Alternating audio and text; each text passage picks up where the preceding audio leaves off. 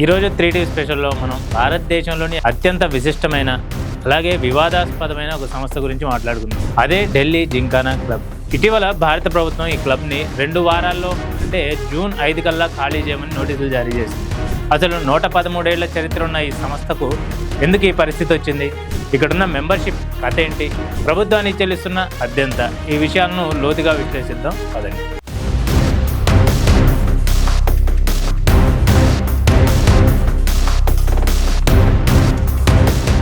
ఇక ఈ జింకానా క్లబ్ కథ 1913లో మొదలైంది. అప్పట్లో దీని పేరు ఇంపీరియల్ ఢిల్లీ జింకానా క్లబ్. ఇది 27 ఎకరాల విస్తీర్ణంలో ఉంది. అప్పట్లో ఇది ఎవరి కోసం కట్టారో తెలుసా?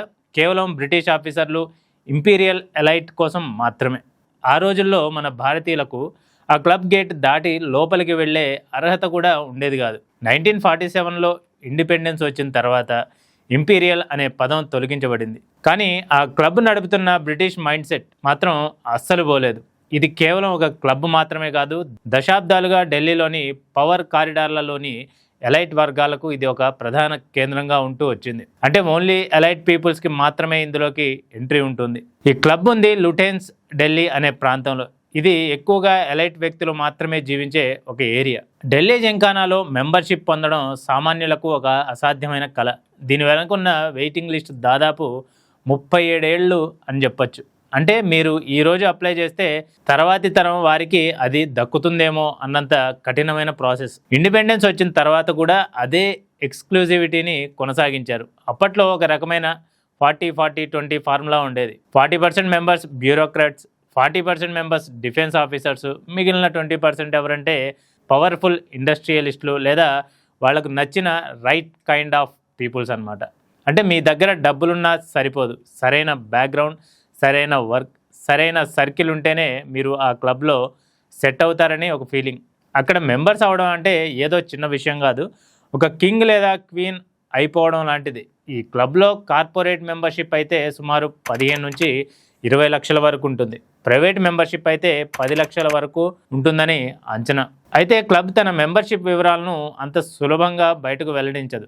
దాదాపు 14,000 నుంచి 14,500 వరకు ఈ క్లబ్లో మెంబర్షిప్ పొందారు. ఇక్కడ ఆధునిక సదుపాయాలు ఉంటాయి. టెన్నిస్ కోర్టులు, swimming pools, library, fine dining రెస్టారెంట్లు, అలాగే అనేక సాంస్కృతిక కార్యక్రమాలు జరుగుతూ ఉంటాయి.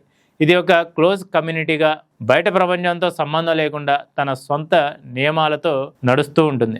2014 జూలైలో ఢిల్లీ గవర్నమెంట్ ఈ క్లబ్పై దాదాపు 3 కోట్ల రూపాయల లగ్జరీ ట్యాక్స్ కట్టలేదు అని స్ట్రిక్ట్ యాక్షన్ తీసుకుంది. అదే సంవత్సరం ఆగస్టులో అనధికార బోర్వెల్స్ వాడుతూ ఎన్విరాన్మెంటల్స్ రూల్స్కి ఎగనెస్ట్గా పోతున్నారని ఈ క్లబ్ని మూసివేయాలని Delhi pollution control committee order వేసింది. చివరికి ఆ క్లోజర్ని నిలిపివేయాలంటే ఒక 5 లక్షల రూపాయలు ఫైన్ వేసింది నేషనల్ గ్రీన్ ట్రిబ్యునల్. ఒక చిన్న క్వశ్చన్, మీకు ఢిల్లీలో 27 ఎకరాల స్థలం కావాలంటే ఎన్ని వేల కోట్లు కావాలి? 100, 1000 ఆ పైన. కానీ మన ఇండియాలో అత్యంత పవర్ఫుల్ ప్లేస్ అయిన లూటియన్స్ ఢిల్లీలో 27 ఎకరాల విస్తీర్ణంలో ఉన్న ఒక క్లబ్ ప్రభుత్వానికి చెల్లించే వార్షిక అద్దెంతో తెలుసా? జస్ట్ 1000 రూపాయలు మాత్రమే. అవును, మీరు విన్నది నిజమే.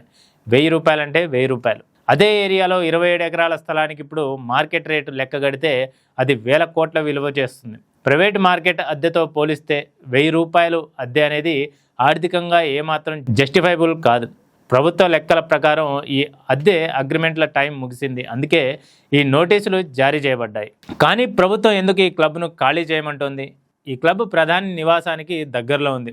అక్కడ డిఫెన్స్ అలాగే సెక్యూరిటీ ఇన్ఫ్రాస్ట్రక్చర్ స్ట్రెంథెన్ చేయాలని అంటోంది ప్రభుత్వం. 2022లో national company law tribunal NCLT club నిర్వహణపై అనేక ఆరోపణలు రావడంతో ప్రభుత్వ జోక్యాన్ని అనుమతించింది. లీజు ఒప్పందంలోని 4వ క్లాజ్ ప్రకారం ప్రభుత్వ అవసరాల కోసం ఈ భూమిని వెనక్కి తీసుకునే అధికారం ప్రభుత్వానికి ఉంది. ఇక్కడ అసలు కాంట్రడిక్షన్ ఏంటంటే సోషల్ మీడియాలో చూస్తే పాతకాలపు క్లబ్లు, జూట్ జాకెట్లు, జాబ్ మ్యూజిక్, ఈ ఓల్డ్ మనీ ఎస్టేటిక్కి ఇప్పుడు మళ్ళీ క్రేజ్ పెరిగింది.